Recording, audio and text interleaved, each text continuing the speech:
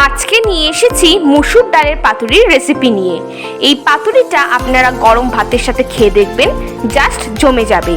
ভিডিওটা শেষ অবধি অবশ্যই দেখবেন, আর ভালো লাগলে লাইক এবং সাবস্ক্রাইব করতে ভুলবেন না।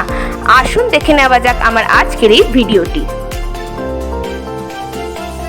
মুসুর ডালের পাতুরি তৈরি করার জন্য সবার প্রথমে আমি 2 কাপ মুসুর ডাল নিয়েছি। ডালটাকে আমি 5 থেকে 6 ঘন্টা ভিজিয়ে রেখেছিলাম। এবারে এটাকে আমি জল ছাড়া পেস্ট করে নেব।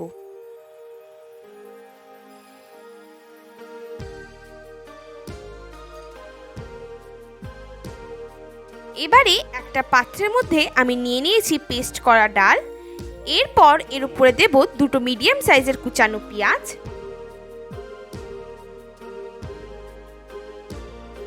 1 কাপ নারকেল কোড়া,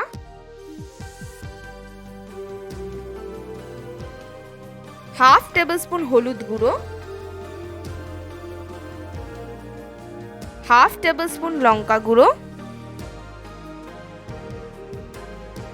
পরিমাণ মতো নুন, আর দেব 2 টেবিল স্পুন সরষের তেল।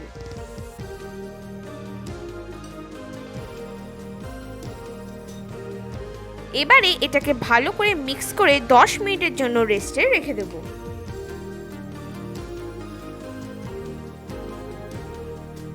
অন্যদিকে আমি একটা ফ্রাইং প্যান গরম করে নিয়েছি। এরপর আমি কলা পাতাগুলোকে হালকা একটু সেঁকে নেব, যাতে মুড়তে সুবিধা হয়।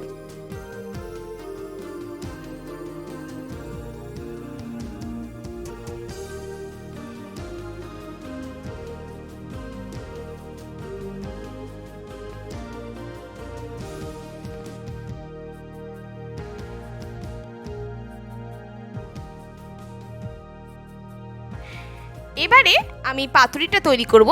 তার জন্য আমি প্রথমে কলা পাতাটাকে এরকম উপর নিচ করে বসিয়ে দেব। তারপর মিক্সচারটা থেকে অল্প একটু মিক্সচার এর মধ্যে দিয়ে দেব।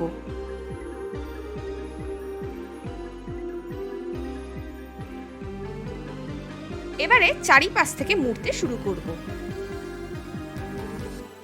কলা পাতা না থাকলে আপনারা পাতুরিটা লাউ পাতা বা কুমড়ো পাতা দিয়েও করতে পারেন।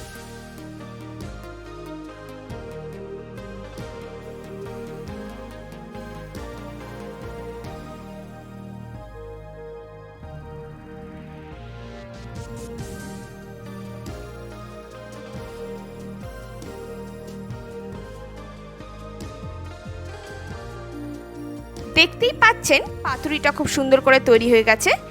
এইভাবে এবারে সমস্ত পাতুরিগুলো তৈরি করে নেব।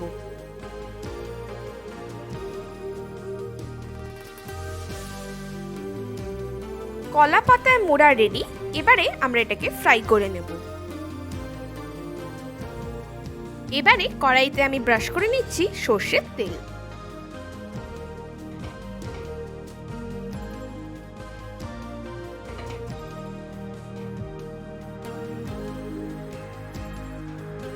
এরপর আমি এর মধ্যে পাতুরিগুলোকে দিয়ে দেব।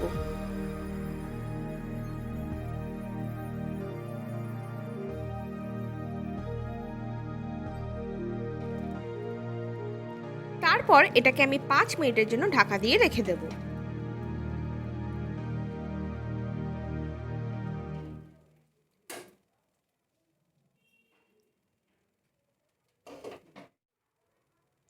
পাঁচ মিনিট হয়ে গেছে। এবার ঢাকনাটাকে খুলবো। এবারে এটাকে উল্টে দেব।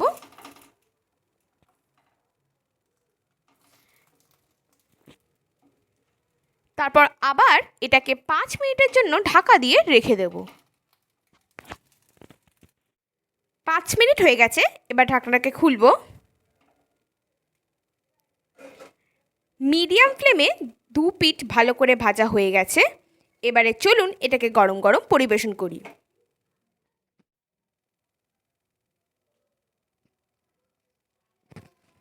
দেখতেই পাচ্ছেন খুব সুন্দর করে আমাদের মুসুর ডালের পাতুরি একদম রেডি। এইটা আপনারা গরম গরম ভাতের সাথে খেয়ে দেখবেন, জাস্ট দারুণ লাগবে। রেসিপিটা কেমন লাগলো আমাকে অবশ্যই কমেন্ট বক্সে কমেন্ট করে জানাবেন। ধন্যবাদ।